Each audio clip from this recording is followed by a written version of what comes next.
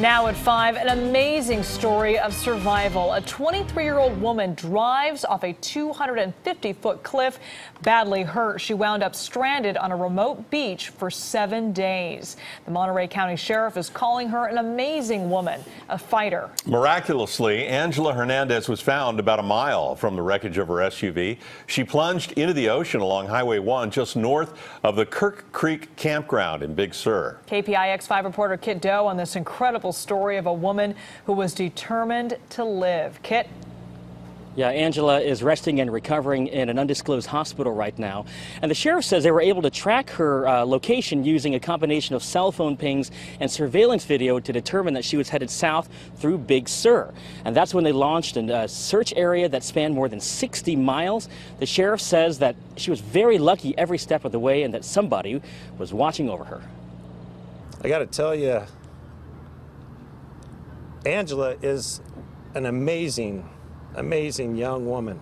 This is the spot where Angela Hernandez plunged 250 feet down the side of a cliff. She wrote a long Facebook post from her hospital bed last night, saying she had swerved to miss a small animal that darted in front of her Jeep. She says, "The only thing I really remember after that was waking up. I was still in my car and I could feel water rising over my knees. My head hurt, and when I touched it, I found blood on my hands.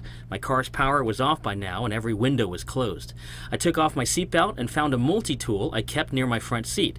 I started hitting the driver's side window with it. Eventually, I was able to break out of my car and jump into the ocean. I swam to the shore and fell asleep for an unknown amount of time."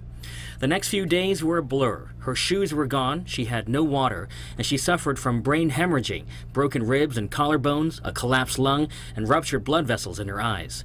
Angela used a radiator hose from her Jeep to collect and drink water dripping down from moss.